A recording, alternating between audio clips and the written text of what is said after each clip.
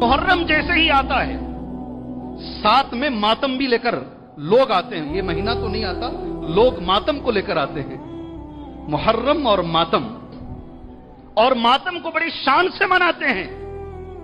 कोई सीना चीर के, कोई अपना बदन चीर के, कोई आग पर चलकर, कहां, कोई आग पर चलकर, और कोई मियां बीवी के जोड़े को जुदा करके।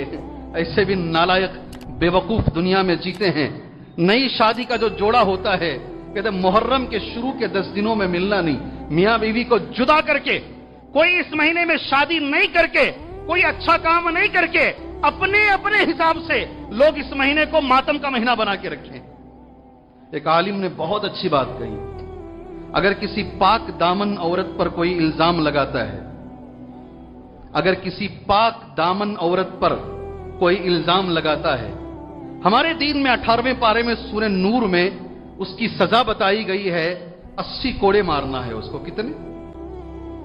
अगर उसने साबित नहीं किया, अगर 4 गवाह पेश नहीं कर सका, 4 गवाह पेश नहीं कर सका, औरत पर उसने उंगली उठा दी, इल्जाम लगा दिया, जिना का इल्जाम लगा दिया, तो फिर यह कहा गया है समानी न जल्दा, क्या लफ्ज है अल्लाह का, 80 कोड़े मारे जाएंगे। सुभान अल्लाह। इन कमबख्तों ने हजरत आयशा पर इल्जाम लगाया। किस पर? किस पर इल्जाम लगाया? तुम्हारी और मेरी मां हजरत आयशा पर इल्जाम लगाया। आज तक अपने आप को कोड़े ये खुद मार रहे हैं।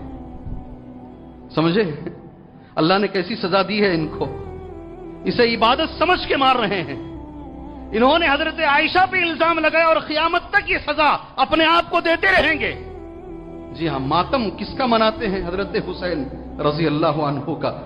इंशाअल्लाह, इंशाअल्लाह, सोनो उठो, इंशाअल्लाह मैं और आप उनके साथ जन्नत में रहेंगे। अमल नहीं है उस काबिल, लेकिन नबी ने एक हदीस बयान कर दी, अलमरउ मअ मन अहब। क्या हदीस है?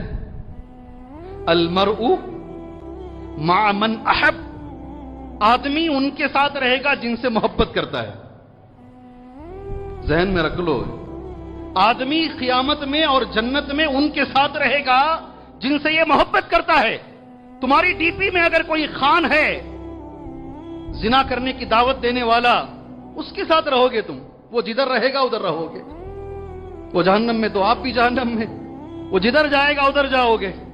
ऑटो के आगे और पीछे जिसकी तस्वीरें तुम बना के घूमते हो और दुनिया को बताते हो ये हम इनसे मोहब्बत करते हैं, उन्हीं के साथ रहोगे।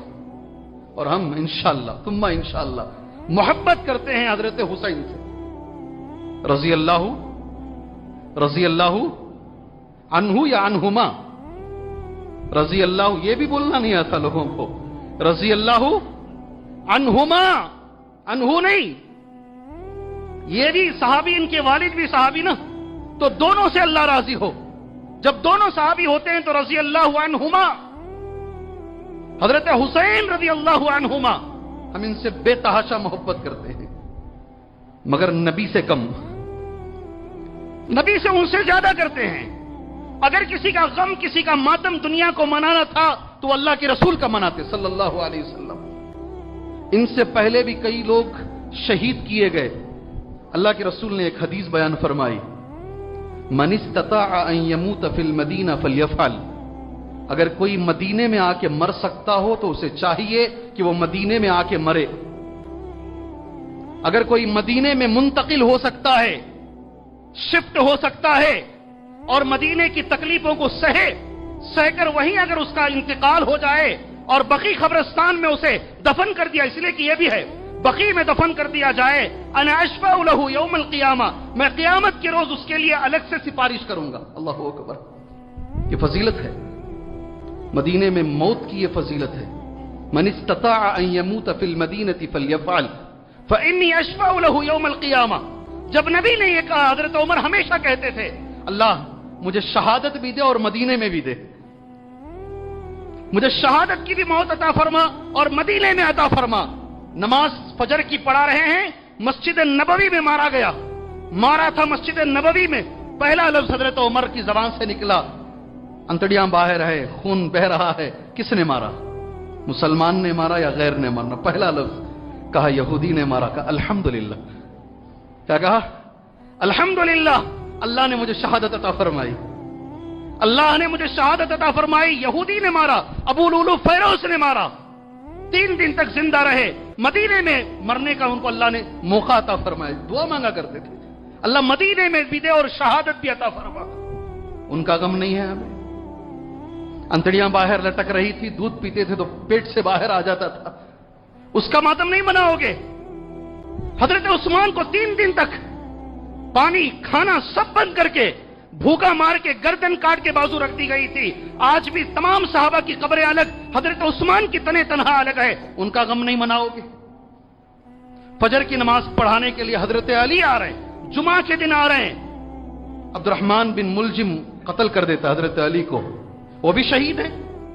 حضرت علی کا ماتم نہیں, حضرت عثمان کا ماتم نہیں, حضرت عمر کا ماتم نہیں. ارے ان کے بڑے بھائی حضرت حسن رضی اللہ عنہ زہر دے کے مدینے میں مارا گیا, ان کا ماتم نہیں. ماتم صرف ایک آدمی کا اگر منایا جا رہا ہے تو اس کے پیچھے دال میں کچھ کالا ہے, کچھ الگ ترتیب ان کے ذہنوں میں چل رہی ہے اسلام کو مٹھانے کے لیے. اور یہ ہمارے نادان بیوقوف مسلمان سمجھتے نہیں جی, نہیں سمجھتے ہیں ہمارے مسلمان. اللہ کے رسول نے فرمایا صلی اللہ علیہ وسلم, حدیث کی دھجیاں اڑاتے ہیں مسلمان. کسی مسلمان کے لیے حلال نہیں ہے, جائز نہیں ہے 3 دن سے زیادہ کسی کا ماتم, کسی کا غم منائے سوائے بیوی کے. وہ 4 مہینے 10 دن غم منا سکتی ہے.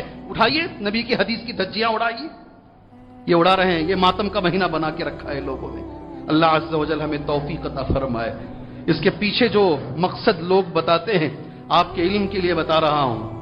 حضرت علی رضی اللہ عنہ, حضرت حسن, حضرت حسین کو الگ, حضرت عمر, حضرت عثمان, حضرت ابو بکر صدیق کو الگ. ان دونوں کے بیچ میں دراڑ, ان پر گالیاں, یہ سارے مہینے کے اندر عمر کو گالیاں, حضرت ابو بکر کو گالیاں, عثمان کو گالیاں. وہ گالیاں دینے والوں کے ساتھ یہ لوگ بھی ماتم